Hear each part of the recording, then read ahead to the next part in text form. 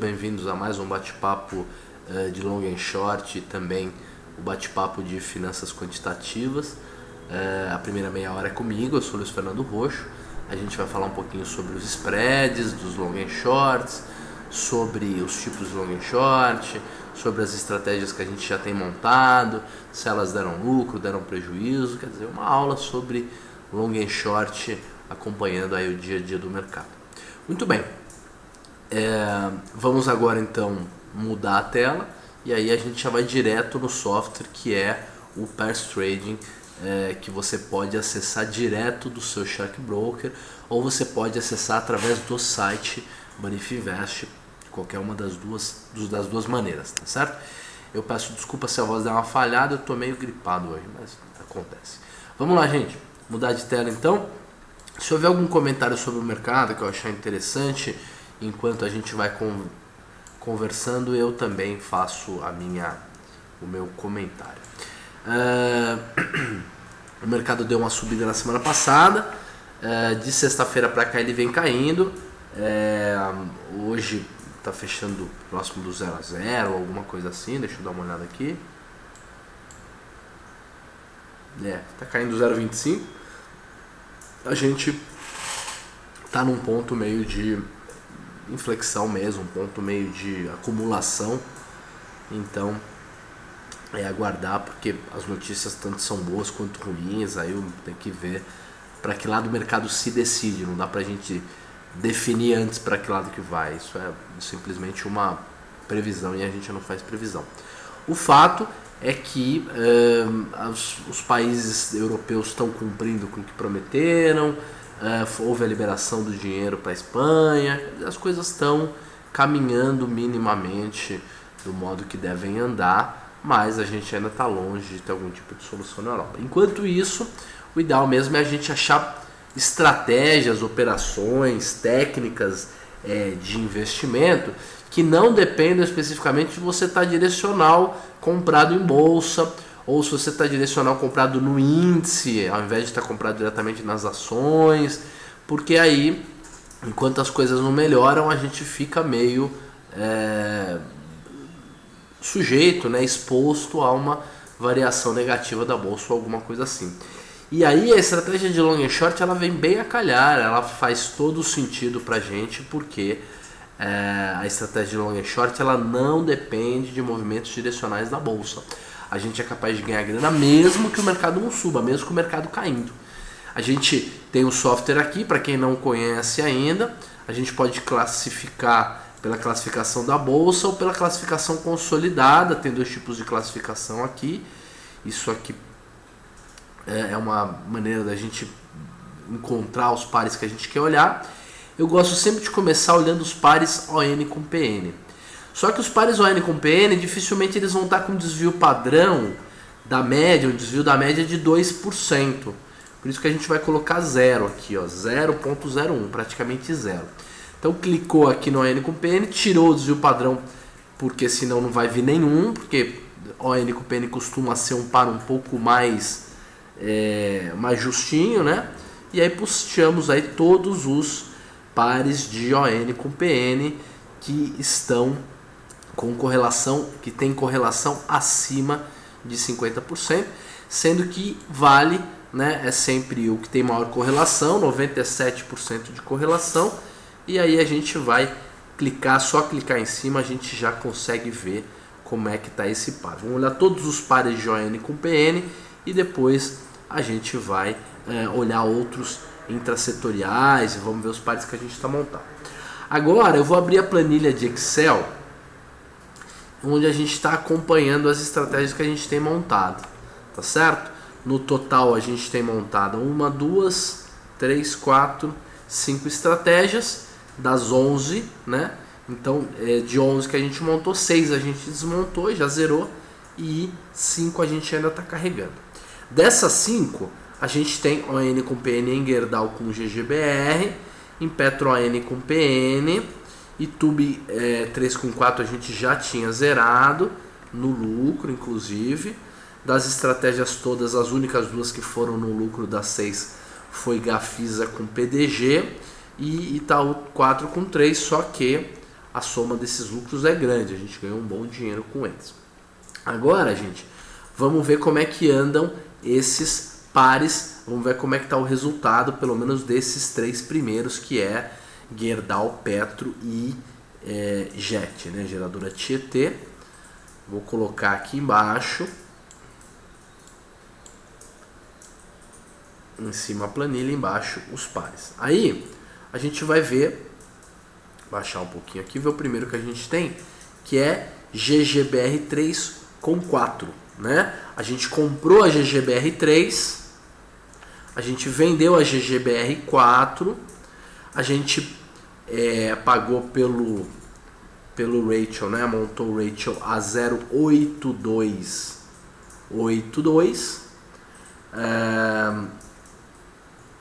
e a gente teria o stop da estratégia a 0.81164 e não sei que número é esse 064, de qualquer maneira a saída no lucro, né? A saída no lucro seria uma saída em que a gente pegaria o 0,82 alguma coisa e multiplicaria por 3%, né? 1.03. Então multiplica por 1.03, dá 0,85 ao ponto de saída e o ponto de stop 0,81. E o Gerdau com GBR agora, spread atual 0,8166. Então estamos próximo de ser estopados, mas não fomos estopados. Petro ON com PN. Essa daqui principalmente para a gente acompanhar, porque ela na verdade não tem muita oportunidade, porque ela tem uma correlação muito alta, né? Ela costuma, já mostrar o gráfico daqui a pouquinho, mas de qualquer maneira o Rachel de montagem, né, foi 10328 e agora ele está 103084. Então também não conseguimos desmontar, tá certo? O stop é 101 e a saída no lucro é 105. O que mais nós temos montado? JET 3, JET 4. JET 3, JET 4, eu acho que deve ser uma das últimas, tá aqui, ó. JET 3 com JET 4. Vamos olhar como é que tá o gráfico dela primeiro, depois a gente abre a planilha. O Ike tem uma pergunta, daqui a pouco a gente vai responder a pergunta dele. A gente está bem pertinho da média, tá certo? E esse JET 3 com JET 4, o que a gente fez foi o seguinte: a gente comprou o 4 e vendeu o 3. E aí foi a 1,11, foi o preço que a gente montou. O nosso stop é a 1,09, né? E o nosso ponto de saída no lucro é a 1,15. Vamos ver, fazendo a conta inversa, né? Fazendo a conta inversa, vamos ver quanto é que seria o ponto de stop e como é que está agora. A gente pode fazer duas maneiras. Ou a gente faz a conta na mão, multiplicando só aquele spread por menos 1, né? Se a gente pegar e fizer o seguinte, multiplica, né? Isso aqui por menos 1. Vamos ver o que acontece.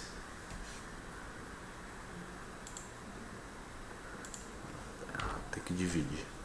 Tem que pegar isso aqui e dividir. 1, né? Tem que pegar 1 e dividir por isso aqui. Desculpa, gente, é a hora. Opa! 0,91 é o nosso ponto de saída, né? E o nosso é o nosso ponto de saída. Sendo que agora a gente entrou e o nosso ponto de lucro é 1 dividido por 1,15, 0,86. Esse é o ponto que a gente sairia. E o spread atual está 0,88, tá certo? Então teria que cair um pouco mais esse spread para 0,86, que é onde está a média móvel, para a gente poder sair. Agora o spread está assim, ó. 1 dividido por 1,11, 0,89 é o atual, é o que a gente pagou, né? E o spread atual está 0,875. Então estamos próximos aí, teremos que desmontar perto do 0,86. E eu fiz tudo isso para quê? Para não ter que fazer a conta inversa. Porque eu podia simplesmente clicar aqui e colocar aqui, ó, JET 4 por JET 3. E aí ele mostraria o spread correto, o ratio correto.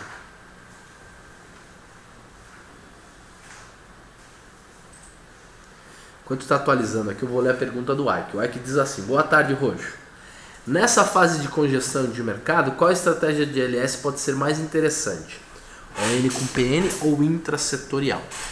Olha, eu vou explicar um pouco melhor depois que a gente vê a GET, tá? A JET aqui. Mas vocês podem ver, a gente montou a 1,13, ela está a 1,14, né? 1,4315 e a nossa saída é 1,15. A média móvel está em 1,15. Se o mercado for voltar um pouquinho em direção à média móvel, a gente sai. O interessante é que nós montamos aqui em cima, ó, vou até pôr o gráfico todo para vocês verem. Isso acontece e às vezes é para nos beneficiar e às vezes para não. A gente montou, estava aqui em cima, ó. Aí ele chegou a cair bastante, chegou a estar 1,12, que seria um bom ponto. Ah não, na verdade a gente tem que torcer para subir. Era o inverso. Então ele teve aqui em cima, praticamente 1,16, deu saída.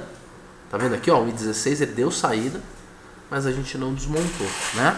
A gente não desmontou, então temos que ficar montado. Mas teria dado uma saída com lucro, porque a gente montou aqui por baixo, ele deu uma subida boa, a gente teria conseguido desmontar com lucro. Como a gente tem esse programa apenas uma vez por semana, às vezes a gente não consegue pegar essas janelas de oportunidade. Mas lembre-se que o mais importante é a gente aprender, não é simplesmente a gente saber qual é o melhor long and short para hoje, porque isso é dinâmico, a gente tem que aprender a fazer e fazer por conta própria. Vou tentar explicar um pouquinho para o Ike a diferença entre o ON com PN e o intrasetorial. O ON com PN, gente, ele tem a seguinte característica. Um minutinho só. Ele tem a seguinte característica. Ele, o ON com PN, ele tem o risco da mesma empresa. Então, se houver algum evento corporativo, por exemplo, um resultado bom, ou um resultado ruim, ou uma queda no lucro, seja lá o que acontecer com a empresa, o fato é que ON com PN, se for a mesma notícia, ela vai impactar de maneira muito semelhante para as duas emissões, ON ou PN. Então, não tem problema. Às vezes, por exemplo, numa grande alta, a PN pode ir na frente, subir um pouco mais rápido, a ON pode ficar para trás, mas isso é pouco significativo, não é tão importante. O grande risco de ON com PN é se a empresa não tem tag along e se há uma troca de controle. Quando há uma troca de controle, de fato, existe um risco muito significativo de ON com PN, mas ele é controlável, ele está sob controle. Agora, no caso da intrasetorial, tem muito mais oportunidade, porque oscila muito mais. Vamos, por exemplo, mostrar aqui um intrasetorial usando o mesmo setor. JET é o que? Geradora Tietê.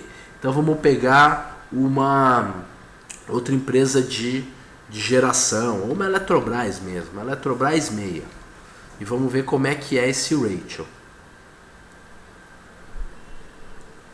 Só para vocês terem uma ideia, ó, vocês viram o padrão agora de comportamento da ON com a PN. Ela vai de 1,8 até 1,12, 1,15, 1,16, que foi o que a gente viu. Agora, a intrasetorial, olha como ele oscila de 1 para 1,60. Então a variação ela é enormemente maior. Olha lá, você vai para 80, aí sobe para 1, aí cai para 80 de novo, vai para 1,20, cai um pouquinho, sobe para 1,60. Então é muito mais volátil, são muito mais voláteis os pares de ON, de intrasetoriais. O problema é que aí você tem que saber um pouco melhor o que está fazendo e tem que ter um stop muito mais justo. Porque nada impede da geradora Tietê amanhã o CEO dela resolver que vai começar a produzir chapéu. Entendeu? Não vamos mais fazer geração de energia, agora vamos produzir chapéu e bengala. E a empresa quebra, de uma hora para outra ela quebra.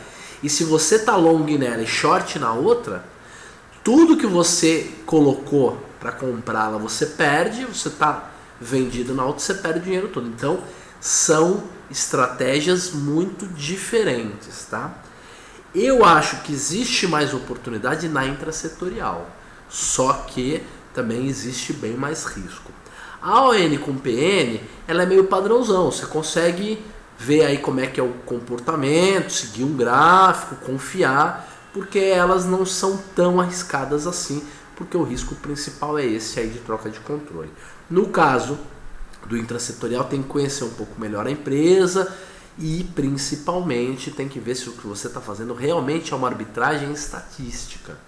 Se o que causou a distância entre elas, quer dizer, o afastamento delas, abriu o spread, né, o ratio entre elas, foi um motivo fundamentalista, você não está fazendo uma arbitragem estatística. Você está dizendo que aquele fundamento vai voltar, ou ele não é importante, você está fazendo um juízo de valor sobre um evento da empresa, que é muito mais complexo, certo? Então, para fazer intrasetorial, mesmo que você não entenda muito de empresa, usando o stop principalmente pode funcionar muito bem, tá certo? Uma outra coisa muito interessante que você pode fazer com os long and shorts são as entradas e saídas parciais. Agora, não é simples, é difícil de fazer, porque como fazer long and short por um lote todo de uma vez, um único negócio já dá muito trabalho. Imagina você fazendo de 5% em 5% da sua posição, quando melhora você sai no lucro, quando piora você compra. Só que é assim que a gente faz, porque a gente tem um software que faz isso sozinho. Mas o múltiplos lotes, nós, né, o meu grupo e a gente também do Banif, acredita muito nos múltiplos lotes como uma alternativa para fazer entradas e saídas parciais e pegar bons preços. Isso costuma funcionar e não é uma abordagem muito comum. Gente, vamos aproveitar, vamos terminar de ver os ON com PN e depois a gente vai no intrasetorial e vamos pegar aí os dois setores que a gente está acompanhando. Enquanto isso, vamos aí da correlação maior para menor, vamos ver como é que está a Vale. Ela tá zero porcaria distante da média, então não tá muito interessante não, né? Vou pegar nos últimos, não, se bem que ela tá, mas olha como é 1,02 com 1,02, a percentual é muito pequeno. Ah, não, agora aumentou, agora tá certo. Agora o desvio tá em 1,5%, tá certo, para baixo. Significa o quê? Que dá para comprar esse ratio. Dá para comprar a 10198. 10198. Então nós vamos fazer qual? Vamos fazer um novo long and short no dia de hoje, que é dia 11/7. Nós vamos comprar a Vale 3, que é sempre a que está do lado esquerdo. Vamos comprar 10 mil. Isso aí tanto faz para que lado que a gente faz o cálculo. A Vale 5 a gente vai vender. E como o spread é 1,01, significa o quê? Significa que deixa eu lembrar aqui, tá acima de 1. Significa que a ON está valendo um pouco mais que a PN. Então a gente vai comprar 10 mil ON, nós vamos vender um pouco menos. Quanto nós vamos vender? Vamos pegar o spread que a gente montou, que é aqui, ó, a entrada, o valor da entrada, tá aqui 1,0198, praticamente 1,02, né? E aí a gente vai simplesmente pegar a Vale 5 e multiplicar 10 mil multiplicado pelo ratio, que vai dar 10.198, 10.200 ações de Vale 5 nós vamos comprar vendendo a Vale 3. E aí vamos colocar o stop. Podemos fazer o stop com 1%. Por que stop com 1%? Porque essa correlação ela mexe muito. Então, a gente já vai colocar o stop com, multiplica por, pega esse aí e multiplica por 1.01. Opa, o stop é 0,99, desculpa, 0,99. Então o stop é 1.1 é o meu stop. E o ponto de saída no lucro, né? O ponto que eu vou sair no lucro, ele tá aqui. A gente vai pegar 1.0198 e vai multiplicar por 1.02, que a gente quer ganhar 2%. Então a 10402 a gente sai de Vale ON com PN porque tem oportunidade, tá certo? Legal. O que mais? Petro ON com PN nós já estamos montado, Gerdau também, Bradesco ON com PN, vamos ver como é que tá.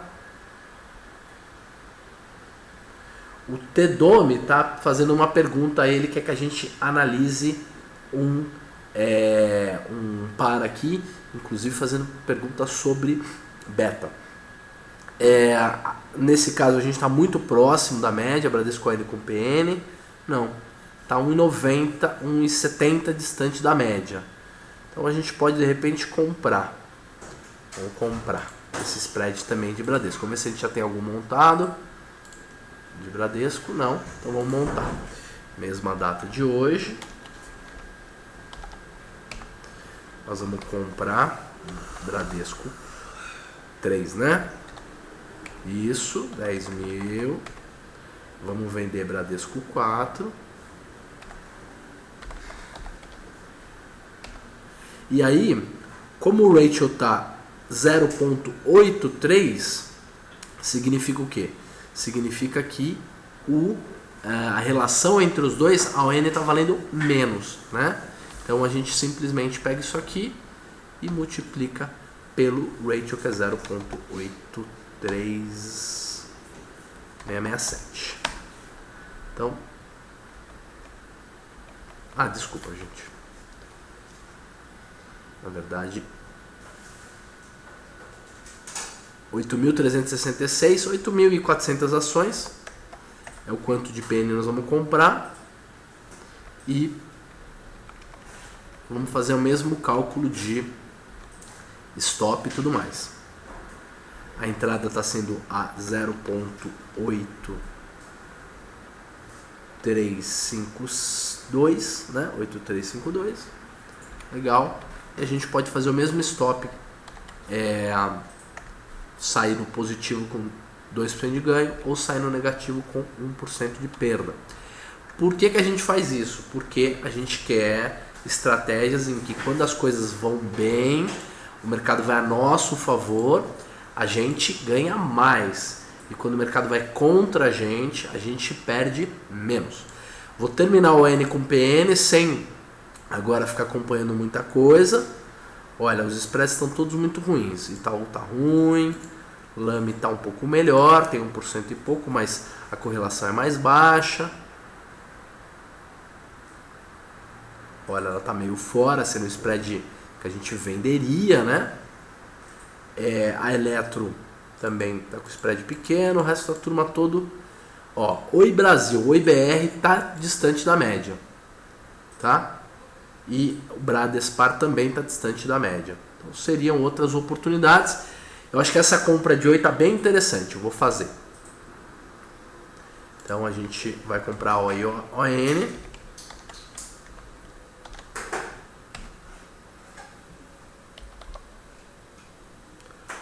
Oi BR 3 é a compra. Vou comprar 10 mil. A venda é Oi BR 4. O ratio que a gente vai entrar é 1.125, 1,125, sendo que a média está em 1,18.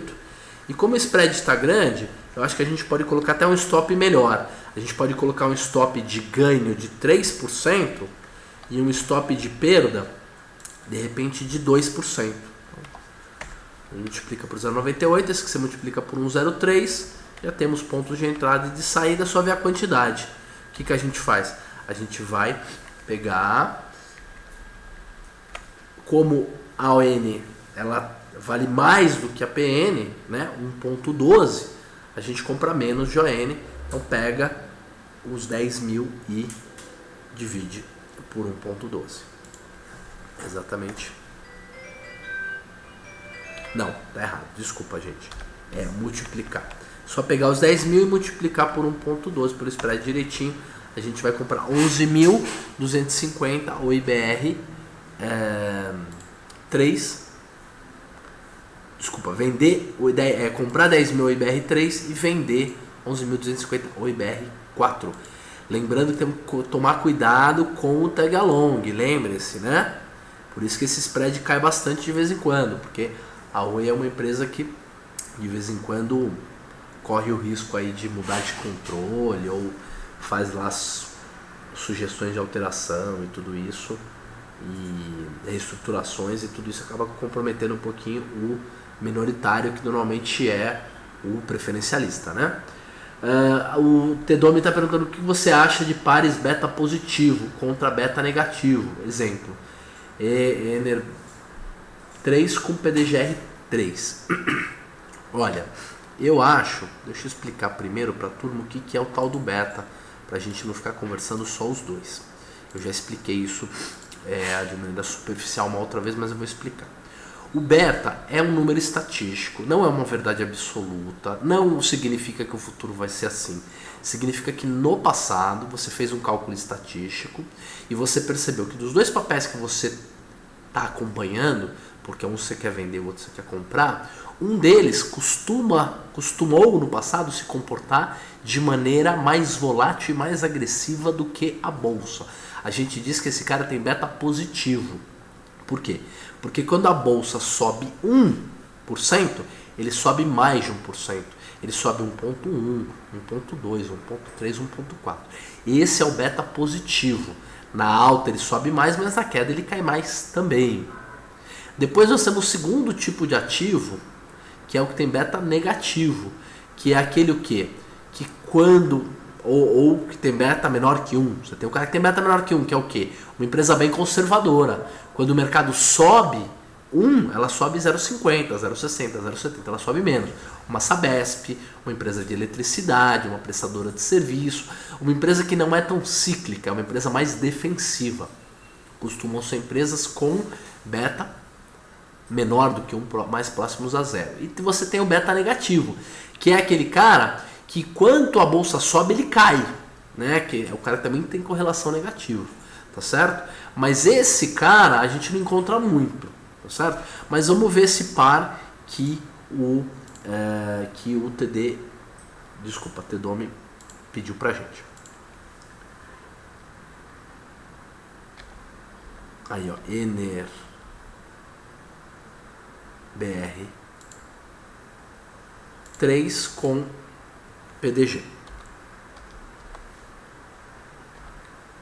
Por enquanto eu não estou definindo nenhum juízo de valor ainda, tá certo? Por enquanto só vamos ver o spread. Vamos ver o Rachel, o que te acha disso. Tá aqui.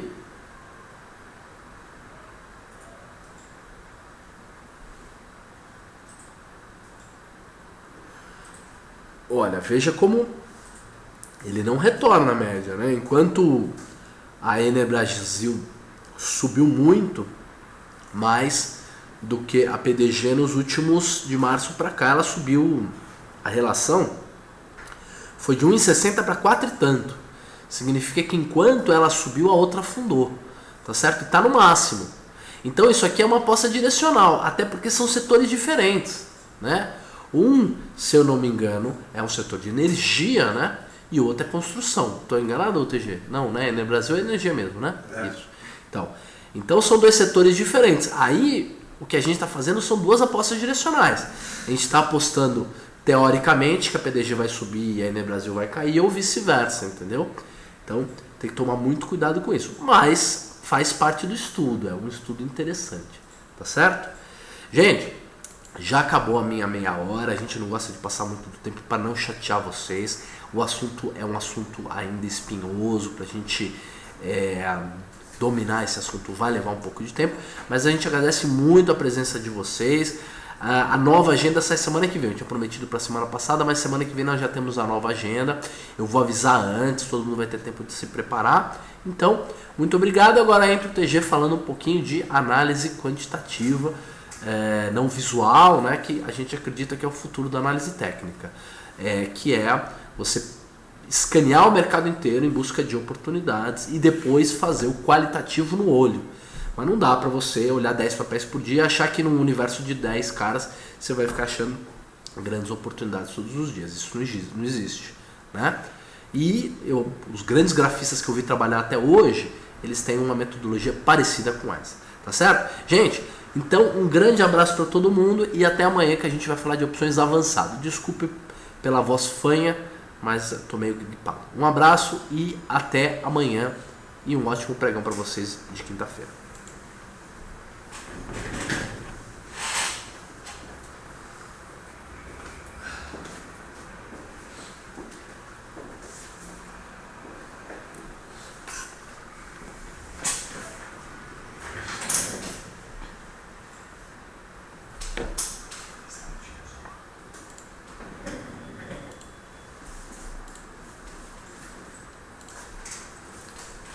Olá pessoal, boa tarde. Começando mais a nossa meia hora patrocinada por estratégiasquantitativas.com.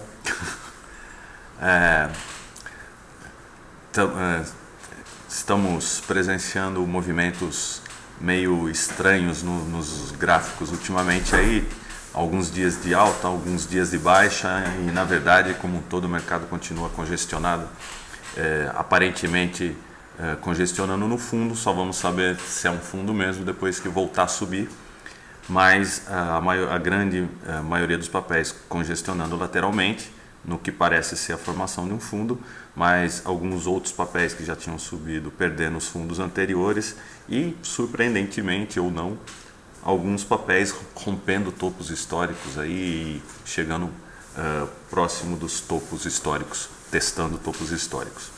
A gente conversei com o Rocha esses tempos atrás, a gente estava comentando que talvez seja um reflexo das pessoas selecionando os papéis mesmo. As pessoas estão aprendendo, os investidores estão sendo mais seletivos em relação aos papéis que investem. Então é por isso que algumas empresas, como a CCRO, como a Ambev, estão muito próximas do seu topo histórico, e algumas outras empresas, não precisa nem falar, mas citando uma AGX, Minas, que não saberia dizer o motivo real, a gente nunca sabe, e quem disser que sabe está mentindo, perdendo fundos após fundos e deixando a situação do papel realmente um pouco mais complicado para quem acredita no potencial da empresa ou no eventual valorização dos papéis. Semana passada eu tinha separado alguns papéis para dar uma olhada, a gente conseguiu chegar na letra B, mas vamos continuar dando uma olhada nesses que não estão tão ruins e vamos mostrar alguns que estão bons também, para mostrar que nem só de lenço vive o mercado, nós temos também momentos de alegria, basta fazer a seleção dos papéis.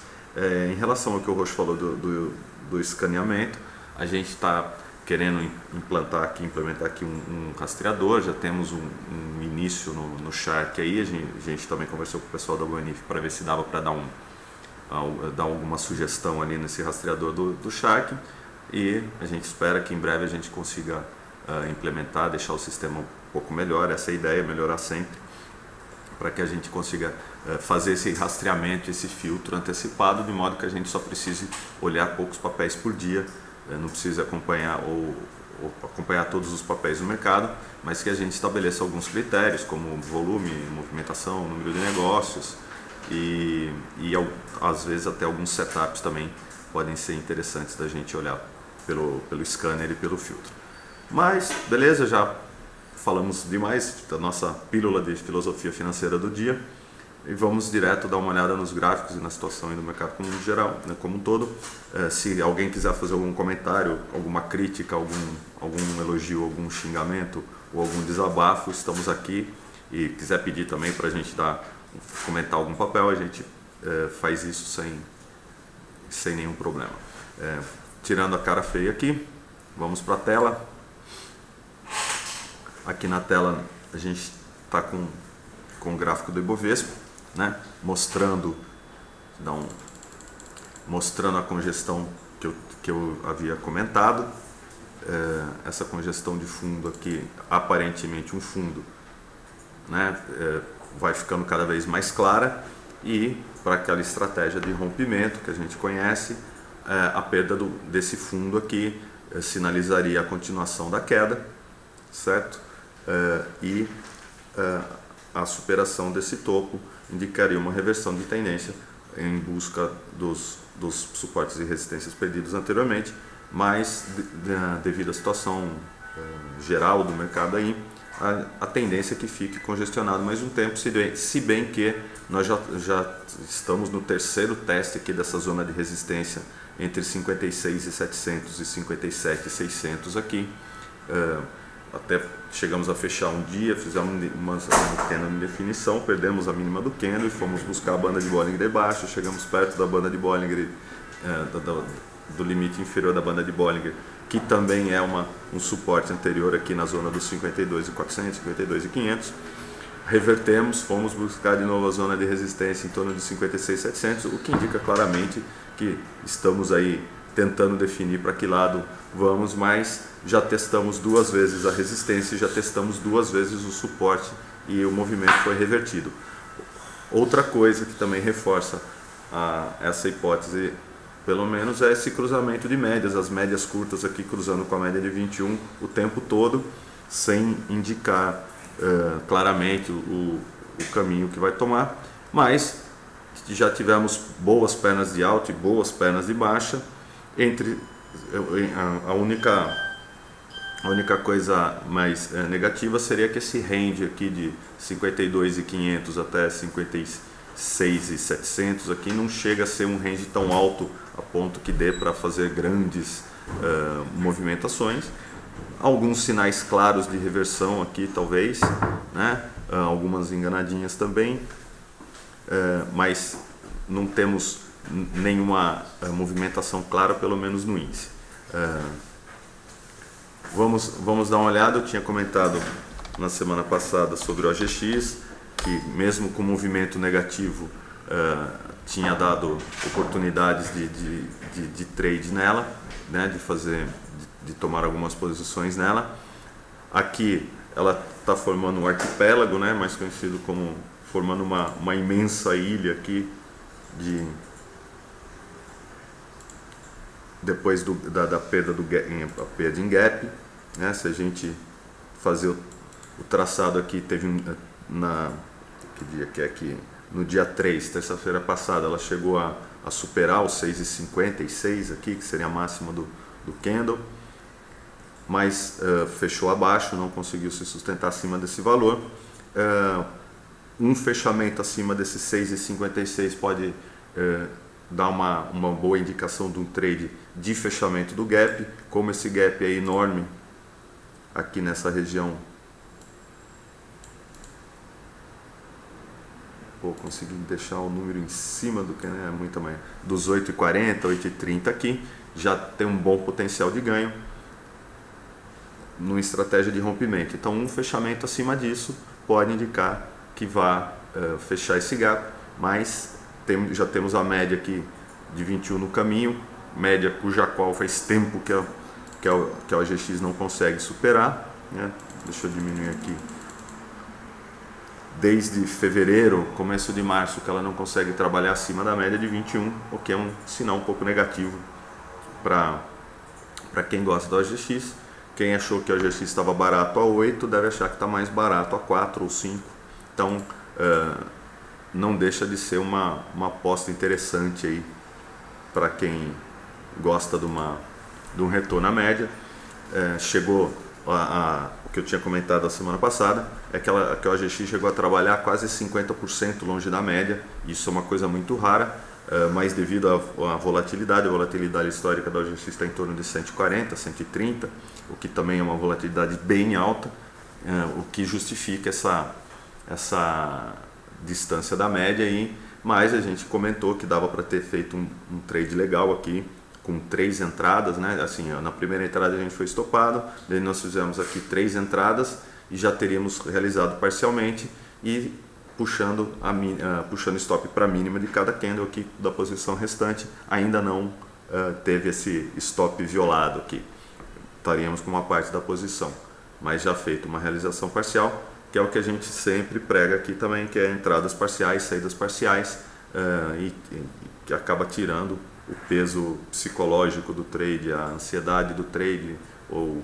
no caso, a famosa pergunta, o que eu faço agora se eu compro, se eu vendo, compre metade, venda metade, ou compre um terço, venda um terço, enfim, cada um divide o capital de trade. Mas, de novo, mesmo nas situações aparentemente mais desesperadoras, surgem oportunidades e elas têm que ser aproveitadas. Exclusivamente olhando gráfico, gráfico média, né, e banda de Bollinger, volume. Então também não tem nenhuma complicação, não estou olhando indicador nenhum, uma coisa um pouco mais simples mesmo. Outra que a gente sempre comenta que está na draguinha, né, a nossa Uzi mínimas, tão conhecida já, chegou a formar um fundo aqui, aparentemente se aproxima desse fundo, nesta região dos R$5. A perda dessa região indica a continuação, mas temos, exercitando o nosso polianismo, há muito tempo ela não conseguia chegar, desde abril ela não conseguia nem encostar na média de 21. Nós tivemos uma reação aqui, tivemos até um certo rompimentozinho aqui de uma pequena congestão no diário, bateu na média de 21 e voltou a cair com tudo, testando agora o suporte em torno de R$6. A perda desse suporte pode indicar a continuação do movimento, se não houver nenhuma reação. Essa seria, se esse gráfico tivesse de ponta cabeça, seria uma boa oportunidade de rompimento aqui, porque a média está muito próxima, né? A média está em torno dos 10% aqui, um pouco menos talvez. A Uzi Minas chegou a trabalhar com distância da média em torno de 15%, então aqui seria uma estratégia de venda, no caso, né? Se o gráfico tivesse ponto cabeça, seria uma estratégia de compra, que bateu aqui na média de 21 e retornou testando a resistência. Então a superação dessa resistência seria uma indicação de compra se o gráfico tivesse ponta cabeça. Como o gráfico está no sentido normal, seria uma indicação de venda para o rompimento, mesmo ela estando esticada aqui. Lembrando, divisão com fazer entradas parciais, se é que existe ainda papel da Uzi Minas para vender, porque é muito difícil. O papel que está caindo faz tanto tempo assim, acho difícil ter esse papel para alugar, e se tiver muito papel para alugar, pode significar que uma reversão está próxima. Aparentemente, num prazo um pouco mais longo, formando essa congestão entre R$6 e R$7,20, acaba sendo já um range um pouco mais interessante para se operar, na famosa compra no suporte e venda na resistência, mas precisa ter um sinal claro aqui de reversão, o que nós não temos ainda, tirando que está perto do suporte de R$6. As médias apontando para baixo, todas elas, médias longas, médias curtas apontando para baixo. Padrões de volume aqui também não estão indicando nada, temos volumes abaixo da média nas quedas, tivemos um volume acima da média aqui na alta do rompimento, mas aparentemente ela precisa acumular força. Se ela resolver voltar a subir, ainda precisa acumular mais força aqui para evidentemente testar essa resistência e romper essa resistência e voltar aos patamares anteriores.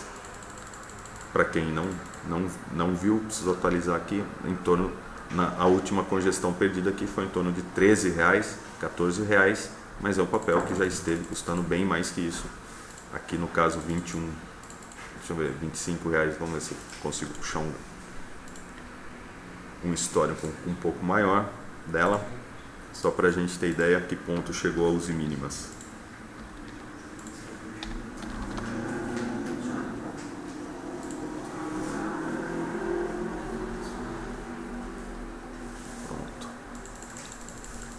Para ter ideia, antes da crise de 2008, a Uzi Minas estava cotada a R$42, agora ela está R$6. E fazendo a minha parte de gráfico aqui. Depois que perdeu o fundo da crise de 2008 em torno de 8,50, ela acelerou também para baixo. Perdeu os R$10 aqui, perdeu os 8, ela acelerou o movimento para baixo. Eu tinha traçado a perda do retângulo aqui, como vocês podem ver, nessa região, e dava uma projeção do retângulo perdido em 5,91. Eu cheguei a falar isso nos chats anteriores aqui, que a perda desse retângulo levaria os preços em torno de 5,91. Infelizmente eu sou obrigado a admitir que eu errei. O preço na verdade chegou a 6,04. Errei por 15 centavos a perda do retângulo aqui. Mas já é uma boa bússola, né?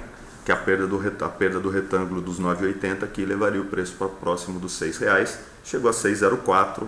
Então funciona quando funciona. Foi bem. E para ter ideia, outra coisa que eu tinha marcado aqui também só desde o topo dos R$14, né, do último topo da congestão ali, que foi em março, a Usiminas já perdeu 56% em 3 meses.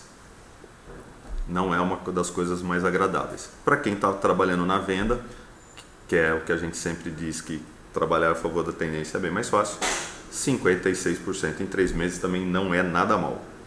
Não, então é por isso que eu gosto e sempre olho um prazo um pouco mais longo para a gente saber que apito a banda toca, para que lado nós estamos indo.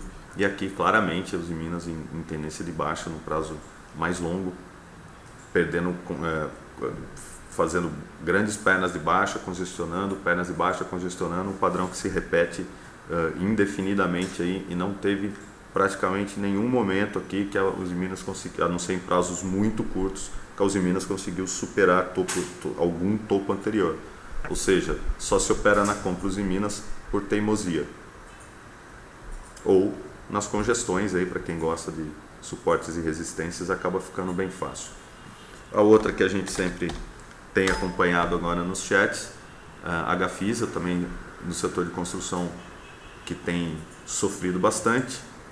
Todos esses traçados são das outras vezes que a gente já comentou aqui fez um comentário sobre ela, e continua basicamente do mesmo jeito, né? Não temos nenhuma modificação, perdeu um fundo, fez uma boa perna de alta aqui próximo da banda de Bollinger inferior até a banda de Bollinger superior, voltou a corrigir, as médias começam a costurar também, aparentemente também formando uma congestão de curto prazo aí, num prazo um pouco mais curto. Hoje chegou a fechar abaixo dos 2,40, fechou 2,40, mas chegou a perder um fundo, indicando que pode vir buscar o fundo da congestão em R$2 de novo. O papel continua fraco. A gente tinha uma congestãozinha aqui que eu comentei semana passada, que poderia ser uma boa resistência, né, nos 2,60, 2,70, próximo à média de 21 aqui, e numa pequena congestão. Ela resolveu perder essa congestão aparentemente para baixo. Então amanhã, perdendo a mínima de hoje, quanto foi a mínima de hoje? 2,37, pode indicar realmente o teste do suporte anterior aqui em torno dos 2,10, 2,9, 2,20, enfim. Quanto que é a mínima?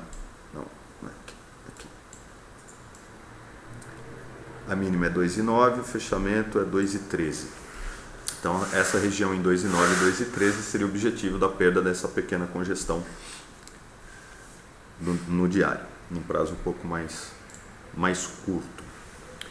E para não perder o bonde, vamos lá falando de Petrobras e Vale. Continua, é engraçado como os desenhos continuam valendo assim, né? Mesmo sendo desenhos mais toscos, assim, menos exatos.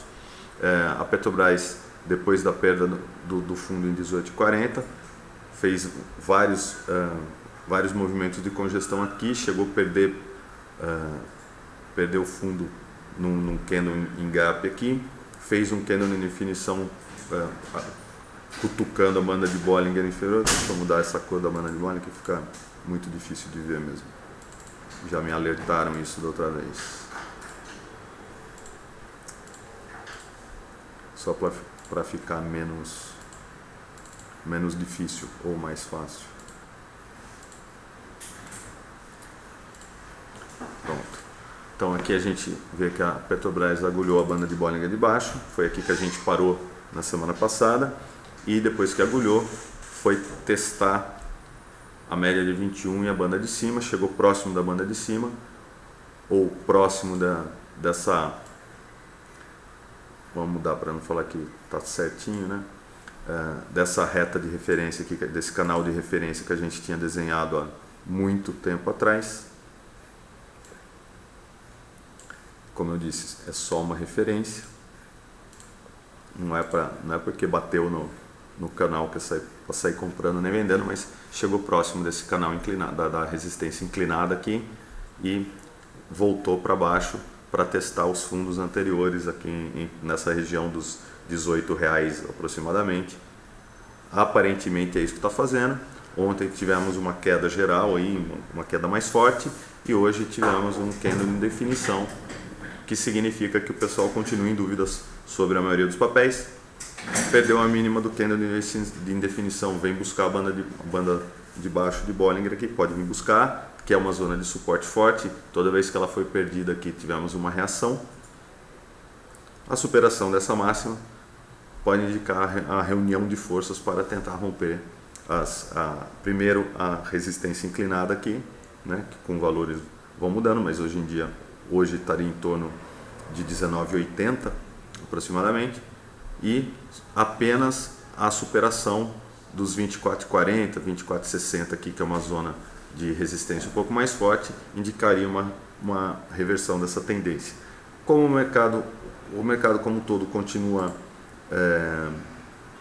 indefinido, continua acumulando ou não, ou distribuindo, mas enfim, continua congestionado, acho difícil que a Petrobras saia correndo desesperadoramente para frente antes de todo mundo, antes de acumular o suficiente. Pelo indicador de acumulação e distribuição, confirma esse desenho de congestão, confirma essa congestão de fundo, aparentemente de fundo, né? Se olharmos até, chega a ser até impressionante o tanto de simetria que temos aqui entre a Petrobras de um lado e do outro. Se a gente colocar uma simetria aqui, né? Tivemos uma congestão, a perda de fundo e subiu. E aqui tivemos a congestão, a perda de fundo. Agora o próximo passo, por simetria, seria subir. Mas não sabemos quanto tempo que pode ficar congestionado, pode ficar mais alguns meses aqui. Pela semelhança dessa região com essa região, a gente imagina que pelo menos mais 1 ou 2 meses aí para a Petrobras conseguir se livrar dessa grande congestão que se encontra já desde do meio de maio aí, após a perda da congestão anterior entre os 23 e 25 do começo do ano.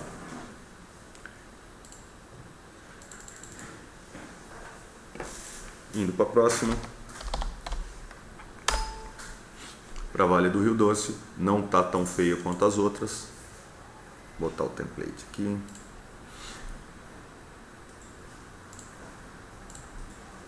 Pronto.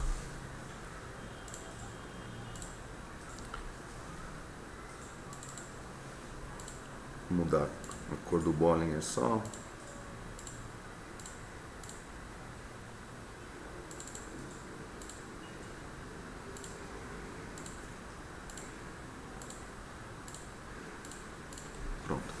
A Vale não está tão feia quanto as outras, mas aparentemente, depois de romper esta congestão, que chegamos a comentar nos chats anteriores aqui, que o rompimento dessa congestão podia ser interessante.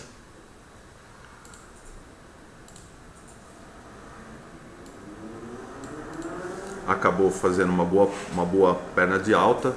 Sinalzinho aqui de de encerramento de posição aqui, perda da mínima, ou um candle fora da banda de Bollinger, quase todo fora da banda de Bollinger aqui, um sinal bem claro, esse aqui. a perda da mínima, encerramento de posições, bateu na média de 21 e voltou a subir, testando essa zona de resistência novamente. Chegou até a superar, né? Mas fez nessa faixa dos 40 e 30, 40 e 40 aqui, chegou até a superar, mas bateu na banda de Bollinger de cima, fez um candle de definição de novo, perdeu a mínima e agora testa a média de 21. Hoje perdeu a média de 21, na verdade. Pode vir buscar a banda de baixo, a banda inferior do Bollinger aqui, que hoje em dia está coincidindo com a resistência anterior aqui vencida e com o fundinho do diário um pouco mais para baixo.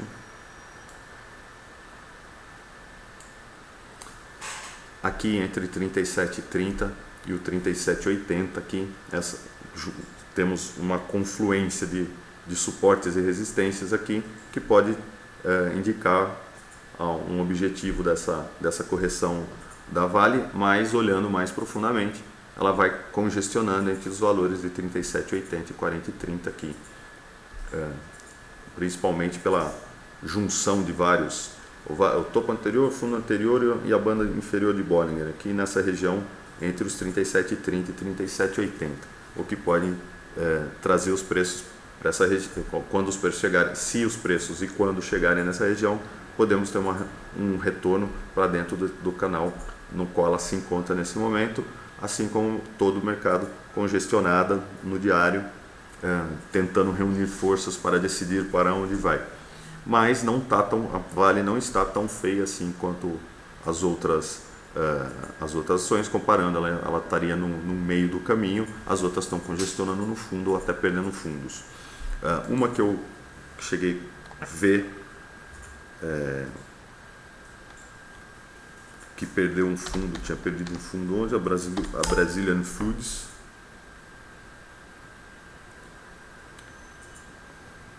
Perdeu o fundo aqui, esse fundo, e acelerou a queda para baixo.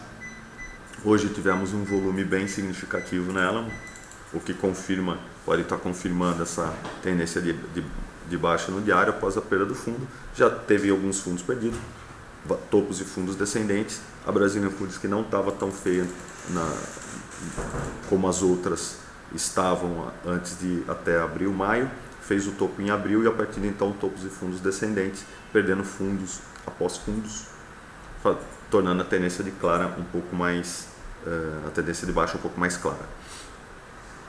Essa foi que a maioria das ações chegaram a perder o fundo que foi em maio e tiveram alguma reação.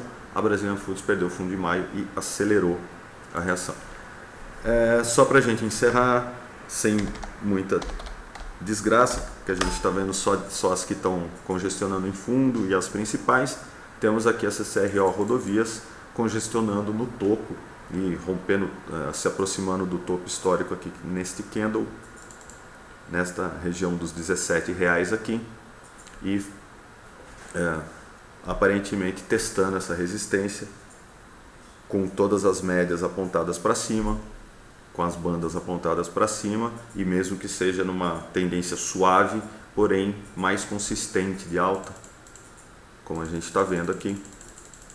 Ela deu uma boa subida e depois a inclinação da tendência de alta se suavizou, mas continua em clara e franca tendência de alta, se bem que candle a candle no diário ela não é tão fácil assim de operar, não seria tão fácil fazer trades nela, ela não dá sinais tão claros assim, né? Elas ficam quase os candles quase todos paralelos, um do lado do outro, um pouquinho para cima, um pouco para baixo, mas a tendência num prazo um pouco mais longo, olhando de 3 meses, 4 meses, é uma franca tendência de alta, suavizada agora no final, mas é uma das que estão em alta, então merece ser exaltada nesse mercado tão difícil.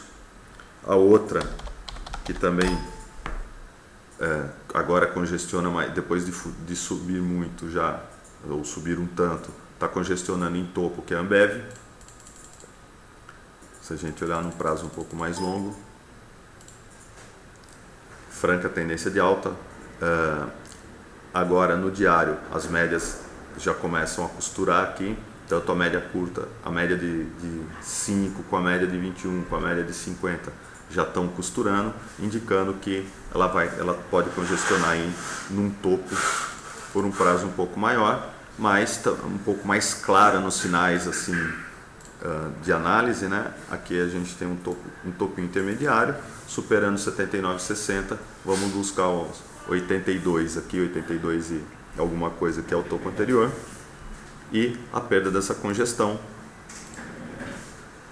aqui 74 pode indicar o teste do fundo, ou talvez até a perda desse fundo aqui, já que uma congestão de topo dá sinais um pouco mais claros sobre a intenção.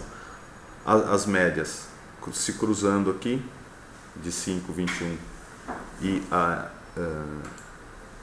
de 50, a média longa aqui de 200 apontada para cima ainda, apenas indicando a congestão em topo da Ambev. Congestão de topo é facinho, perdeu, tem que vender, superou a resistência, rompeu, tem que comprar, mesmo sendo Ambev, mesmo estando caro, mesmo sendo quem for, é uma empresa, tem uma certa liquidez, a acumulação ainda apontando para cima, os volumes indicam a congestão mesmo, os volumes em algumas subidas bem acima da média e na maioria da congestão um pouco abaixo da média, reforça os investidores ou os players aqui desse papel pensando no assunto sobre o que vai acontecer com ela, mas claramente congestionada depois de uma boa alta.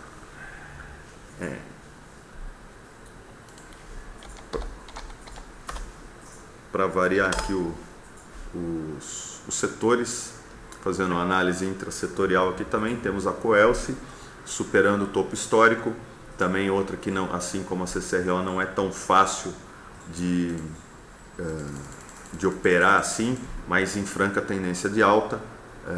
Os candles acabam sendo sempre, tirando alguns movimentos claros aqui de movimento de banda, de Bollinger, mas os candles sempre ficam um do lado do outro, então talvez fosse difícil operar com setups aqui, você vê que operar algum setup de volatilidade nela, mas ela continua em franca tendência de alta, apesar de a acumulação, distribuição dela estar apontando para baixo. Essa divergência em algum momento vai aparecer. Vamos tentar buscar aqui a base de dados maior dela para ver se tem alguma distorção.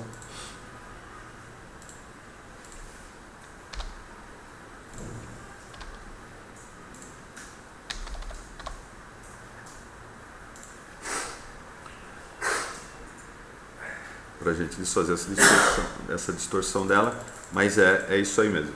Ela continua subindo, apesar da acumulação dela estar indicando uma saída de dinheiro. Então, ela pode estar próxima de uma reversão aí pela saída de dinheiro indicado pela acumulação aqui.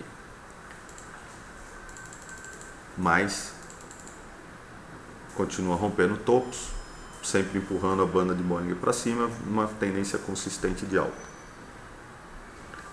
E para finalizar, o último setor aqui que a gente olhar para dar uma geral aqui no mercado, já estamos bem adiantados no horário, setor de bancos.